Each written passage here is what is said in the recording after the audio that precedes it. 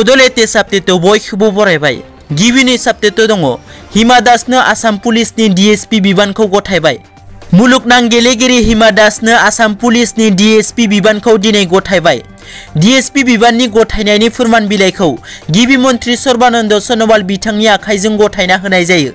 लोगोसे बे हाबाफारियाव पुलिस बिफाननि गाहाय भास्कर ज्योति महन्तआ नुजाथियो।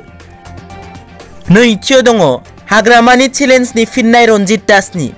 मैया उदालगुरियाव BPFनि आफादगिरि हाग्रामा महिलारिया रनजित दास आरो हिमन्त बिश्व शर्माया बुंनाय बाथ्राफोरा बेसेन गैया होननानै बुंदोंमोन।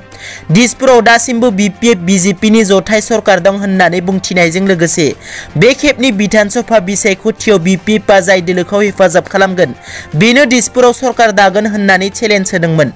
बे चेलेन्जनि उनाव दिनै पाठशालायाव आसाम दर्शननि चेक राननाय हाबाफारियाव बाहागो लानानै रनजित दासआ खौरांगिरिनि सिगाङाव हाग्रामानि चेलेन्जनि सायाव बुंथियो दि BPF आरो BJPआ जथाय गैलिया। बेखौ खनले खनले बुंथिबाय थानायनि गोनांथि गैया होनना। थामथियाव दङ मुकेश आम्बानीनि नखरखौ फोजोबस्रांनो गांसे लाइजामनि गेजेरजों हुमखि हरदों। मुम्बाइनि बिजनेसमेन मुकेश आम्बानीनि नखर एंटिलियानि लांगोनायाव मैया बृहस्पतिबार खालि सन्देह खालामजाथावना गंसे कारखौ नायबिजिरनाय जादोंमोन। नायबिजिरनायनि उनाव जाथाया सोराङाव फैनाय बादिब्ला गंसे स्कर्पिय कारनि सिङाव गं 20 जिलेटिन स्टिकजों आबुं बान्डलजों लोगोसे गांसे लाइजाम बोखांनो हानाय जायो।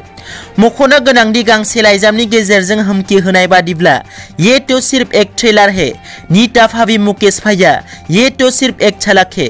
नैथि खेबाव आबुं मुवा बेसादजों लोगोसे नुजाथिगोन आरो गासै थियारि जाजोबखाबाय होननानै फोरमायदों। ब्रैथियाव दङ भाग्यवती कसारिया क्वार्टार फाइनालाव जेनदों। उदालगुरि जिल्लानि टंलानि खाथियाव थानाय उतमारी गामिनि थागिबि बिफा देवेन कसारी आरो बिमा चैत्र कसारीनि फिसाजो इन्टारनेशनल बक्सार भाग्यवती कसारिया बल्गेरियानि सफियायाव खुंनाय 72थि स्ट्रेन्जा मेमोरियेल बक्सिं टुर्नामेन्टआव क्वार्टार फाइनालाव जेननो गोनां जादों। USAनि नायमी ग्राहामआ 5-0 स्क'रआव भाग्यवती कसारीखौ फेजेनदों। दिनैनि रादाबा एसेनोसै। नोंथांमोना जुदि आंनि चेनेलखौ दासिमबो साबस्क्राइब खालामाखै अन्नानै साबस्क्राइब खालाम। गोजोन्थों।